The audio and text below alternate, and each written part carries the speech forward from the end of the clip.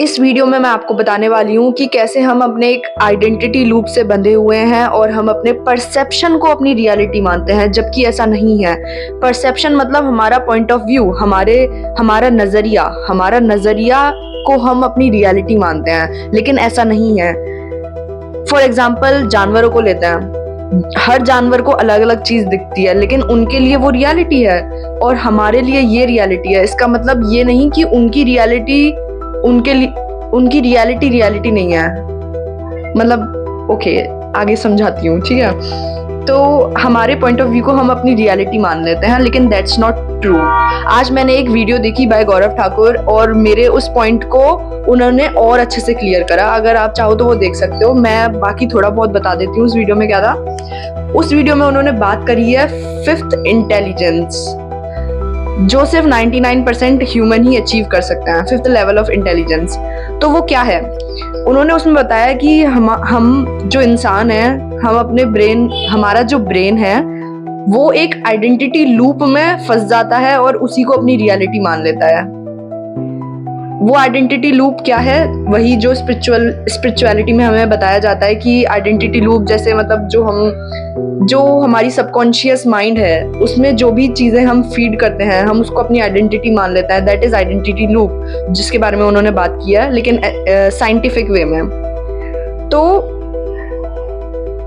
अगर हम उस आइडेंटिटी लूप को हटा दें, उस आइडेंटिटी लूप से अपने आप को बाहर ला पाए, तो हम अपनी मैक्सिमम पोटेंशियल, जो कि इनफाइनाइट है, हम उसको अचीव कर सकते हैं, हम उसको रीच कर सकते हैं। We can be whatever we want to, अगर हम उस आइडेंटिटी लूप से अपने आप को हटा दें।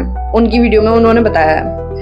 तो अब मैं आपको ये बताना चाहती हूँ कि does Maya create the need of awareness? तो ऐसा नहीं है। हम बोलेंगे जैसे डार्कनेस होती है, तो हम लोग बोलते हैं कि डार्कनेस है इसलिए हमें लाइट का पता है, लेकिन क्या ऐसा है कि माया है इस वजह से अवेयरनेस है? ये काफी लोगों के दिमाग में आ सकता है क्वेश्चन। तो मेरे दिमाग में भी आया, तो मैंने इसके बारे में पढ़ा, तो now I am explaining it to you. तो ऐसा नहीं है, माया की वजह से अवेयरनेस नहीं है। Awareness is always there even in ignorance. अगर हम उसको नहीं ढूंढेंगे अवेयरनेस, तभी वो वहीं पर है। लेकिन it's because of maya we search for awareness.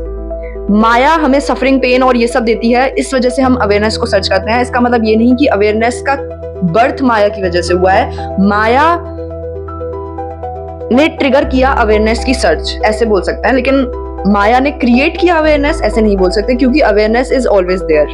तो अब मैंने इसको साइंटिफिकली रिसर्च किया कि क्या साइंस का इसमें कुछ रोल है।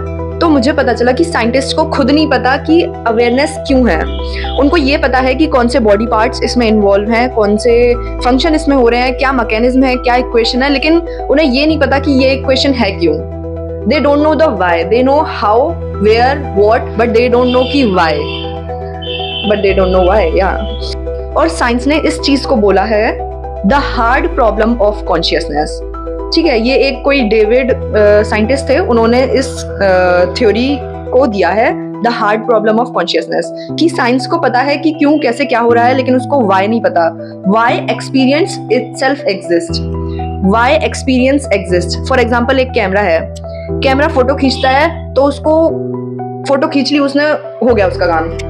लेकिन हम इंसान किसी चीज को देखते हैं तो हम उसको एनालाइज करते हैं, हम उसको एक्सपीरियंस करते हैं। तो साइंस कैन एक्सप्लेन कि वो क्यों मतलब वो कैसे कर रहे हैं, कौन सा उसमें बॉडी पार्ट इन्वॉल्व है, उसकी प्रोसेस क्या है, लेकिन साइंस ये नहीं पता कर पाता कि हम वो कर ही क्यों रहे हैं। ठीक है, तो मैं आपको बॉडी पार्ट्स ब्रेन पार्ट्स बताती हूँ जो इस चीज में इन्वॉल्व है। तो कॉन्शियसनेस आती है हमारे pre frontal cortex, thalamus and brain stem से। सब कॉन्शियस आती है हमारे limbic system, basal ganglia and cerebellum से। और अवेयरनेस आती है हमारी insula parietal DMN, default mode network, इस एरिया से। तो या मैंने आपको बता दिया कि किस पार्ट से आ रही है और साइंस क्या एक्सप्लेन नहीं कर सकता। सो यही वो टाइम है जब आपकी स्पिरिचुअलिटी यहाँ पर एंट्री लेगी। साइंस का काम है ब्रेन एक्टिविटी को ऑब्जर्व करना और स्पिरिचुअलिटी का काम है ऑब्जर्वर को ऑब्जर्व करना। स्पिरिचुअलिटी आपको वायर नहीं बता पाएगी, वो आपका वायर डिसॉल्व कर लेगी। देखो, दो सिचुएशन होती हैं, या तो आप पूरे टाइम परेशान रहो इसको लेके और अपना लाइफ आप अच्छे से नहीं जी पाओ, ठीक है, क्योंकि हर किसी को मरना है, यू विल नेवर नो कि कुछ चीजें क्यों हैं, और उनके पीछे भागना is waste of your time and waste of your life. तो इन दी एंड हम लोग सेम ही क्वेश्चन पे बार बार आते रहेंगे कि ये क्यों हो रहा है। तो spirituality helps to dissolve that क्यों। या तो आप परेशान हो लो या तो आप अवेयरनेस के साथ अपनी जिंदगी अच्छे से बिता लो। तो स्पिरिचुअलिटी का काम आपको अवेयरनेस देना है और आपका वाई डिसॉल्व करना है।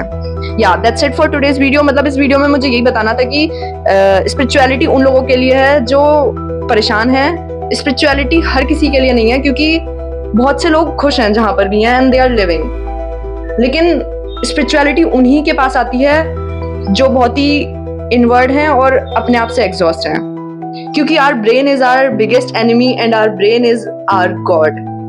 So yeah, that's it for today's video and thank you. Bye bye.